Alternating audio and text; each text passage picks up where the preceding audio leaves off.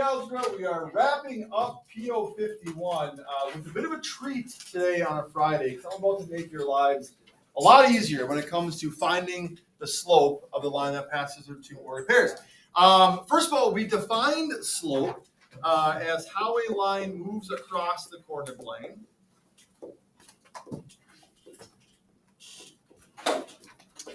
How a line moves across the coordinate plane.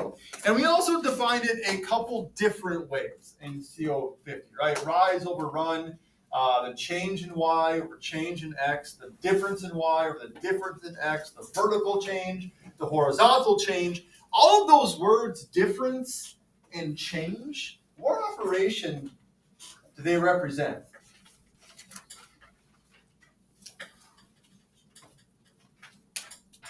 Like if one day you notice that a 20-ounce bottle of pop is $1.50, and the next day you see, oh, now it's $1.75, and you say, what's the change in price? What operation would you do to calculate the change in the price? Subtraction. Subtraction, right? 175 minus 150 gives you a 25-cent change. Okay. What's the, yesterday was a high of 41. Today it's a high of 38. What's the change in temperature? 3, right? 41 minus 38, 3. So the word change, the word difference, means subtraction. So if we're looking for the change in y over the change in x over the difference in y over the difference in x. Uh-oh. I ran out of ink. There we go. The change in y over the change in x, or the difference in y over the difference in x, we're going to be looking at subtraction here. Okay? And so the slope formula, this isn't the formula, this kind of describes how we get the formula. The slope formula, I'll put it in blue, is y2 minus y1 over x2 minus x1. Does this look familiar? Did you talk about this at all last year? This is new for everyone? Oh, fantastic. I told you it was a treat.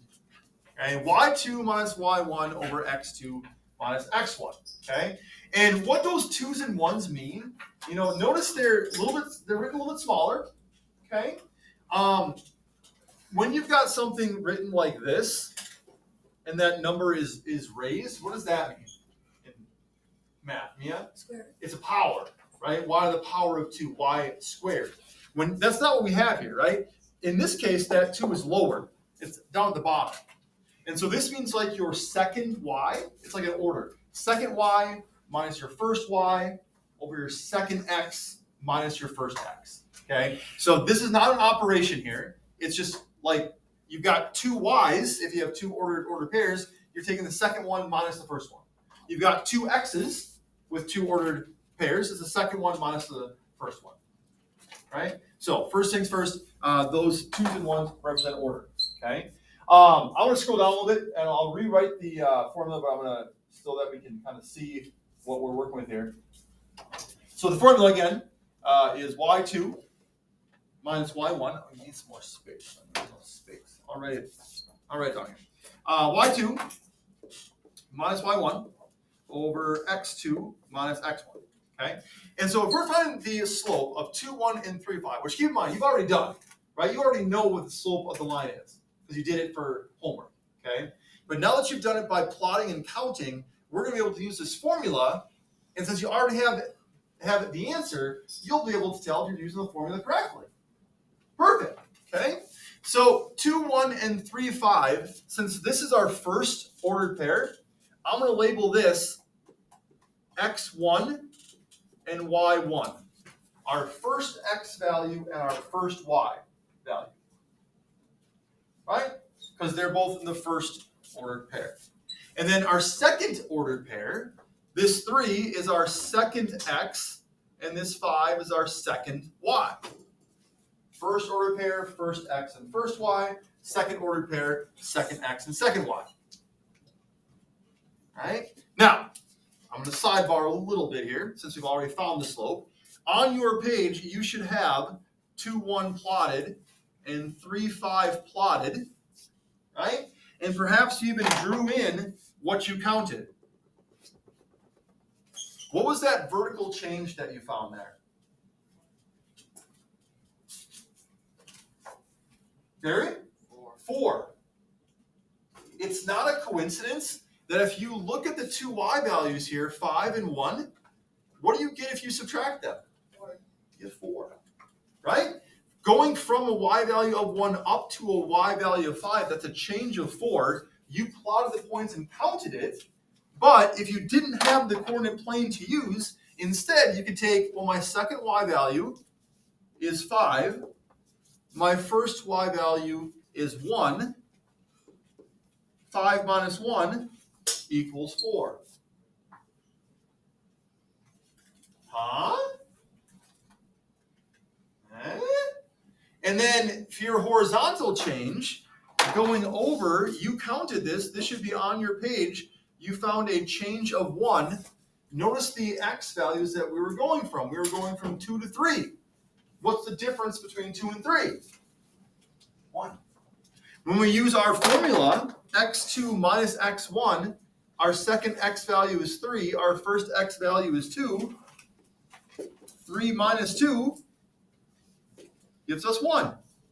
Our slope is 4 over 1, which you already have, right? Up 4 over 1. You should have the slope answer of 4 over 1. Our formula just confirmed it. Isn't that great? I guess I'm used to teaching this and getting like a round of applause.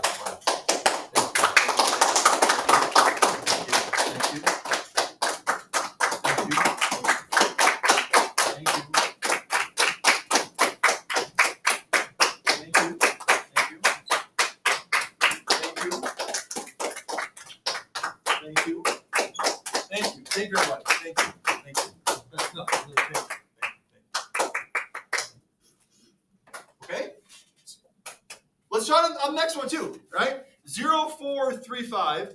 Our first order pair, first x, first y, x1 and y1 there, right?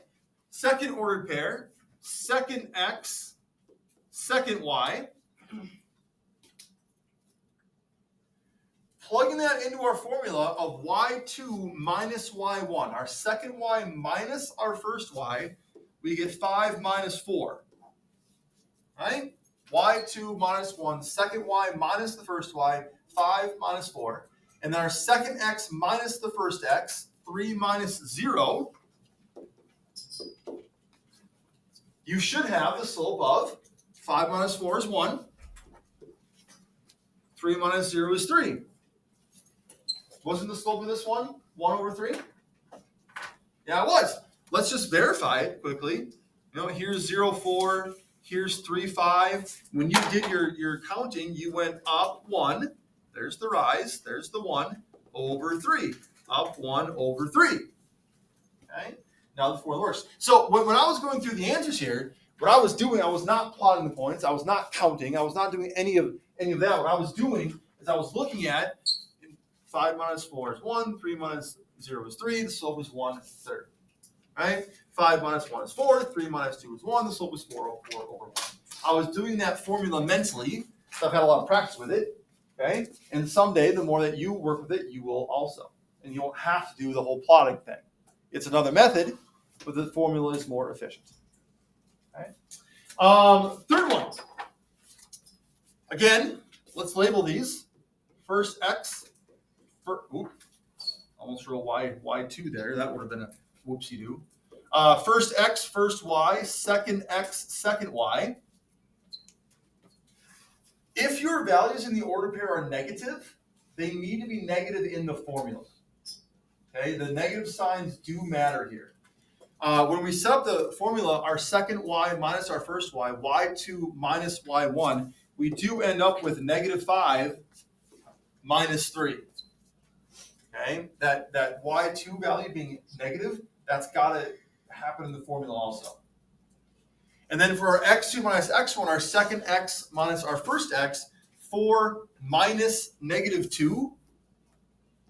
Remember there's a subtraction sign in the formula, right? Our formula is y2 minus y1 over x2 minus x1. So the subtraction sign from the formula needs to be included, as does the negative with the 2. So in our denominator here, we actually get a minus negative situation. That often gets forgotten. That if your value is negative, you need to include the subtraction sign from the formula and the negative sign with the value. So this brings us all the way back to, what was it, PO8, adding and subtracting negative numbers, right? What's negative 5 minus 3? Starting at negative 5, subtracting 3. Tristan? -8. Negative 8, right? We're getting further away from 0. If in your mind you were thinking negative 2, you went the wrong direction. You add 3. Okay? We want to start at negative 5 and go further away from 0, negative 8. In our denominator, what does it mean to subtract a negative? What does it mean to subtract a negative? What operation is that really? Subtracting a negative. Mia? It's actually addition. Remember, like a double negative in a sentence, it kind of cancels each other out. Same thing here. 4 minus negative 2 is actually 4 plus 2, and we get 6.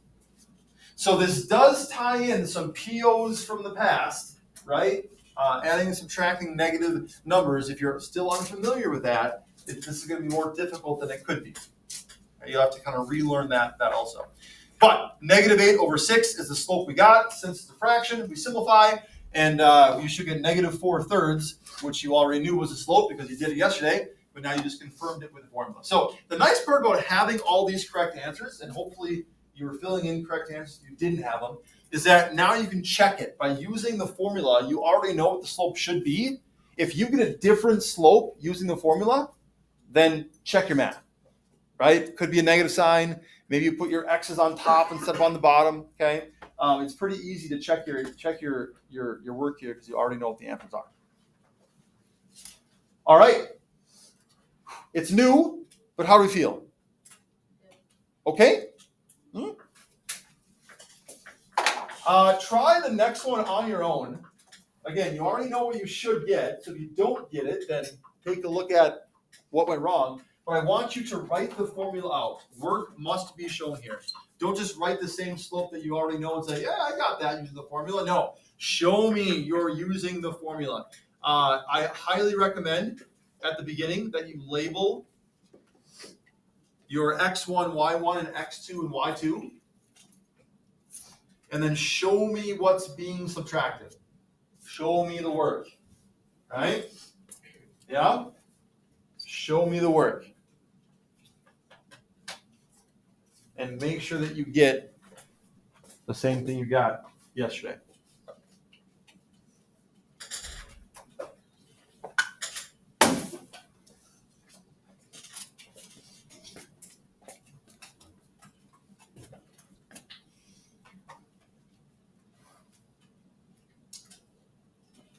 The Wild play again tonight, right? Spoiler, they win 4-2. Now you can go to bed early. Don't have to watch it. Okay, your formula should look like this. Y2 minus Y1, 2 minus 3. Take that second y, subtract the first y, 2 minus 3. And then your denominator should be x2 minus x1, negative 5 minus 4. By showing me work, you should have that written down on your page. If you don't, you're not showing enough work. Okay? This is what I need to see when you do your homework over the weekend. Yeah? 2 minus 3 is negative 1. It is. And negative 5 minus 4 is negative 9. Yes, you're right. And what should the slope be? 1, positive 1. Uh-oh. Positive 9. Have I been lying to you? Is the formula wrong? Gregory's pointing out a very valid point here, that 2 minus 3 is negative 1, and negative 5 minus 4 is a negative 9. However, the slope that we came up with by counting and by verifying, by going over the homework, is positive 1/9. Someone tell me why -1 over -9 is the same thing as +1 over +9. Turns out these two slopes are equal. And that's why we should always simplify. If you simplify -1 over -9, you get +1 over +9. Someone tell me why. William? Hello, PO9, right? When you divide a negative by a negative, what do you get? Positive. A positive. And remember, a fraction is really just division. So a -1 divided by -9, when you simplify this, actually these negative signs end up canceling out, and you get a +1 over +9. Isn't that fantastic?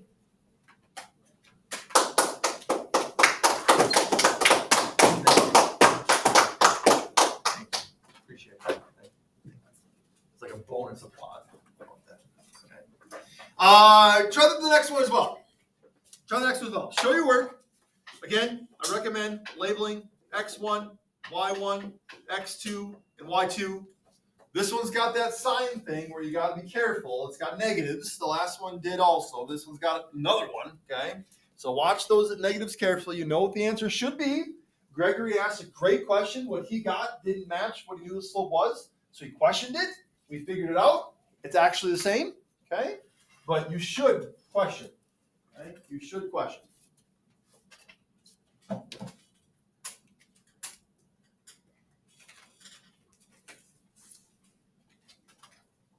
Your work should look like this: y2 minus y1, -4 minus 0.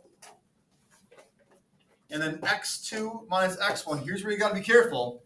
That negative sign from the formula and the negative sign attached to the x value, that -2,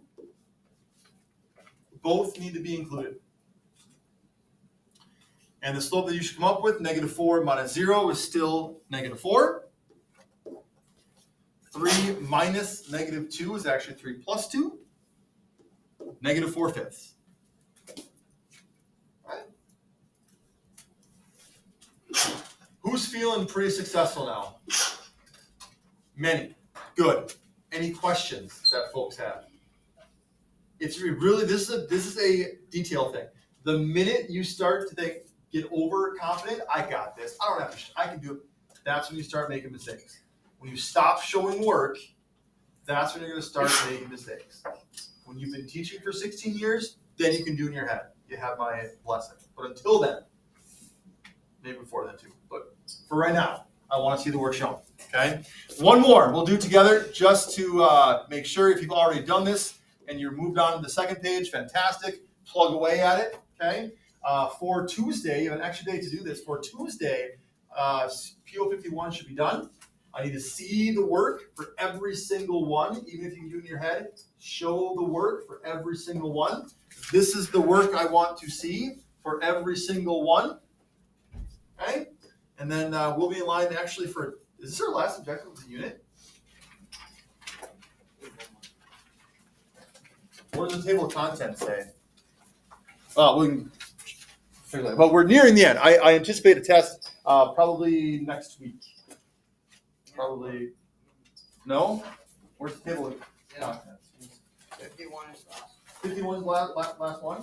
Fantastic. So then practice test Tuesday, test Thursday, Friday of next week. Test Thursday, Friday.